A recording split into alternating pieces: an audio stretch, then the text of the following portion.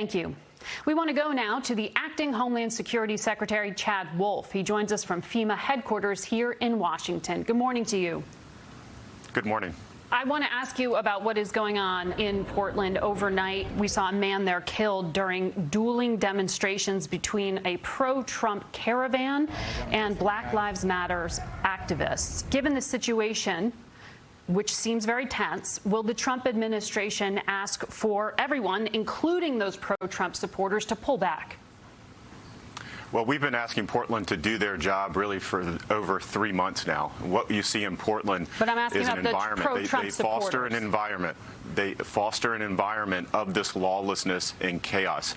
We've been asking the governor and others to send in the National Guard to address the violence so that you don't have dueling demonstrations. You don't have this violence that occurs night after night after night on the streets of Portland. So we need them to do their job. We need them to step up. And if they can't, or they don't have the ability or the resources, ask the federal government. We'll provide those resources, as we've done in Wisconsin and others, so that we can address any violence across the spectrum.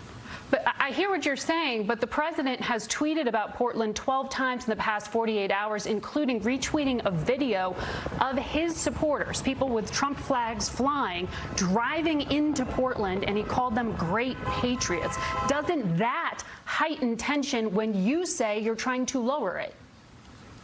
Absolutely not. I think what we see in Portland and various other cities endorse this, as the president appears to be doing? Local officials not doing their job and protecting the people of those communities. And what we've seen in Portland is almost 3 months. 3 months of allowing individuals to come in night after night and set fire to government buildings with little to no consequences. So are you saying that the local officials have failed to stop the Trump supporters from driving into Portland? Because the president seems to be endorsing them doing so. They have failed to protect their communities, specifically in Portland. And we've seen that. We have over 90 arrests, 74 different criminal citations that the FBI is pursuing against individuals. We need Portland to step up, bring this violence to a close, and I think you'll see a lot of this go away. Okay, it sounds then like you're asking Portland officials to crack down on the Trump supporters, too. If that's not what you mean, please clarify. The president said... Go ahead, sorry.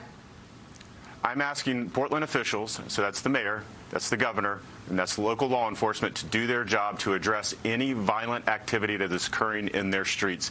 As soon as they do that, again, we'll see that, as we've seen in Wisconsin and other places. We'll see the violence go down to almost zero, and this will address the issue that Portland has been dealing with for 3 months, that the citizens in Portland have been dealing with for over 3 months. It's time to end the lawlessness and the chaos that we see in Portland. The president said Friday